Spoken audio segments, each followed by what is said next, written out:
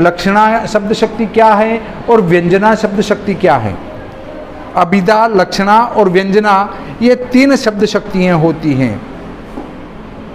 अपूर्ण विराम का प्रयोग संवाद लेखन, एकांकी लेखन या नाटक लेखन में वक्ता के नाम, पात्रा के नाम के बाद किया जाता है। जैसे आशु, दीदी आपका क्या लक्ष्य है।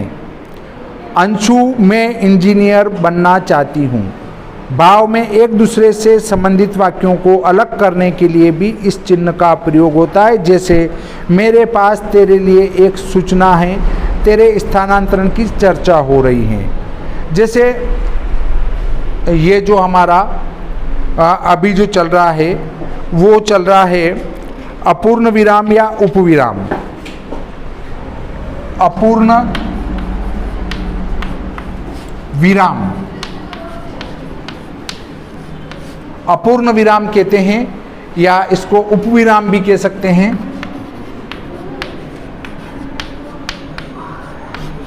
वो चिन्ह ऐसा होता है जैसे तुमने नाटक में देखा होगा कि राजू के पीछे ये लिखते हैं और फिर राजू बोलता है।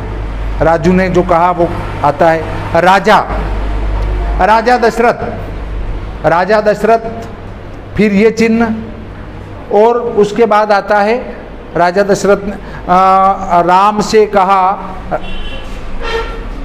राजा दशरथ यहाँ लिख दिया तो फिर राजा दशरथ यहाँ नहीं आएगा। राम से कहा, किसने कहा? राजा दशरथ ने कहा। राम से कहा कि तुम जंगल में चले जाओ, मैं तुम्हें 14 वर्ष का वनवास देता हूँ, है ना। तो वहाँ जो इस चिन्ह का प्रयोग करते हैं इसको कहते हैं हम अपूर्ण विराम या इसको कहते हैं उपविराम।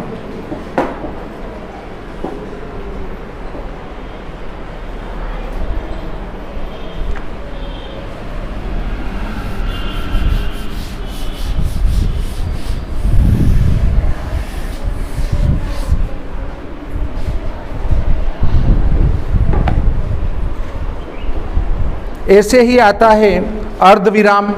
अर्धविराम चिन्ह मैंने लिख के बताया था कि अर्धविराम कैसा होता है। यह है अर्धविराम। अल्प विराम, कम रुकना। पूर्ण विराम, अधिक देर रुकना। उसके बीच का जो पीरियड होता है उसको कहते हैं हम अर्धविराम। जहाँ अपूर्ण विराम से भी कम ठहराव हो, अपूर्ण विराम से कम ठहराव का संकेत होता है, वहाँ इस तरह के चिन्ह का प्रयोग होता है। अपूर्ण विराम कौन सा था? जो 2 बिंदियाँ थी, 2 डाट थे, उनको अपूर्ण विराम या उपविराम कहते हैं। उससे कम रुकते हैं उसको कहते हैं अल्प विराम। अर्धविराम, अल्प विराम तो फिर वो केवल यही आता है, ये अल्प विराम है, ये अर्धविराम है, वो अपूर्ण विराम है। एक मैं लिख के बता देता हूँ, ये है अर्धविराम या इसको कहते हैं उपविराम।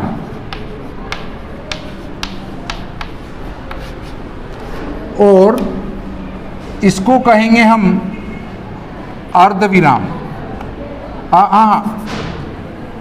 ये तो हमारा था वो अपूर्ण विराम, अर्धविराम नहीं, अपूर्ण विराम। अपूर्ण विराम ये है अपूर्ण विराम, ये है इसको उपविराम भी कहते हैं। और ये है अर्धविराम, ये अर्धविराम होगा और ये अल्प विराम होगा।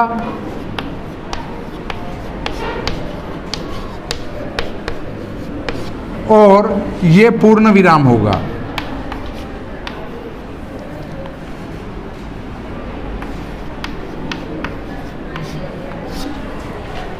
देखिए, जहां अपूर्ण विराम से भी कम ठहराव का संकेत हो, मतलब इस विराम से भी कम ठहरा जाए, वहाँ पर हमारा अर्धविराम होगा। और ये भी कह सकते हैं कि पूर्ण विराम और अल्प विराम के बीच ये आता है, और इससे अधिक रुकावट इसमें आती है। सबसे अधिक रुकावट वाला, उससे कम रुकावट वाला, उससे कम रुकावट वाला और उससे कम रुकावट वाला। तो देखिए, अगर वैसे देखें तो इन दोनों के बीच में ये दोनों आते हैं, ठीक है, क्योंकि इसमें पूरा रुका जाता है, ये अपूर्ण रुका जाता है, और ये अर्ध रुका जाता है, ये आधे पे आता है, और ये अल्प पर आता है। इसको कहते हैं 1 रुपया, इसको कहते हैं 75 पैसे, इसको कहते हैं 50 पैसे, और इसको कहते हैं 25 पैसे।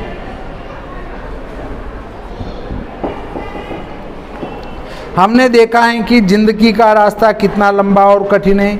यह देखा है कि हर कदम पर कठिनाई कम होने के बजाय और बढ़ती जाती हैं। यह भी देखा जाता है कि किस तरह लोग अपने जीवन की वर्तमान परिस्थितियों से उबकर मौत तक को गले लगा लेते हैं। यदि खंड वाक्य का आरंभ वरन, पर, परंतु, किंतु, क्योंकि, इसलिए, तो भी आदि शब्दों से हो तो उसके पहले इसका प्रयोग करना चाहिए, है ना। इसका प्रयोग अर्धविराम का कहाँ पर होगा? वरन, पर, परंतु, क्योंकि, किंतु, इसलिए यहाँ पर होगा। आरा, छपरा और बांकीपुर के लोगों की आंखें डबडबाई हुई हैं, क्योंकि अभी अभी पता चला है कि वीर कुंवर सिंह परलोक सिधार गए।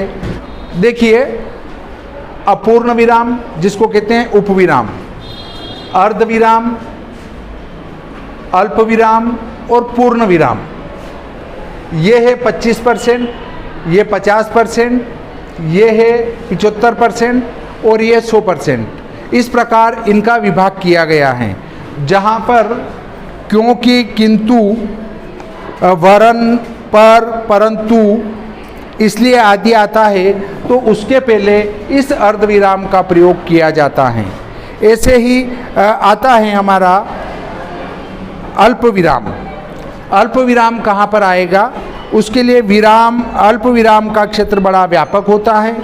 इसके बहुत कम ठहराव, इसमें जो है बहुत कम ठहराव होता है।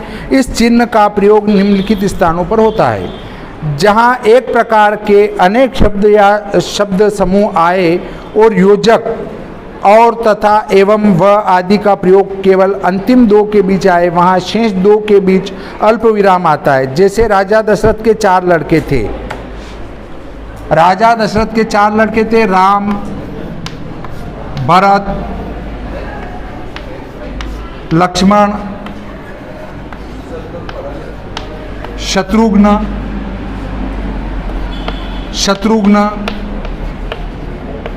इस प्रकार के जो जहाँ आते हैं वहाँ पर अल्प विराम का प्रयोग किया जाता है, अल्प विराम, है ना। तो और 2 बड़े वाक्यों के बीच में भी अल्प विराम का प्रयोग होता है, जहाँ थोड़ा योजक छोड़ दिया जाता है। जैसे सोनी बहुत खुश हुई, वह माँ बनने वाली थी, न विध्वंस एक दिन में हो सकता है, निर्माण नहीं, तो यहाँ भी इनका प्रयोग होता है।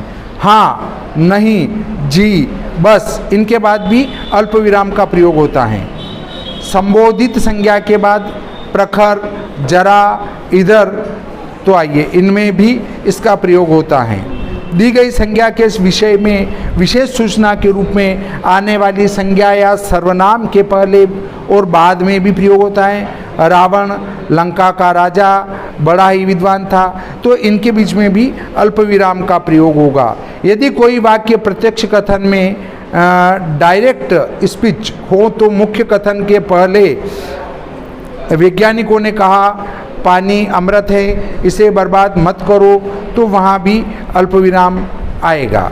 जब परस्पर संबंध रखने वाले 2 शब्दों के बीच में पद, वाक्यांश या खंड वाक्य आकर उन्हें अलग अलग कर दे तो उन दोनों में, जैसे शिल्पी काकी, अल्प विराम, जिसके विषय में मैं तुमसे बातें कर रहा था, अल्प विराम, बहुत ही अच्छा गाती हैं। तो इस प्रकार ये जो है अल्प विराम हमने पढ़े, अल्प विराम पढ़े, अर्ध विराम पढ़े, अपूर्ण या उपविराम पढ़ा और पूर्ण विराम पढ़ा। इस प्रकार आज का ये प्रकरण यहीं समाप्त हुआ।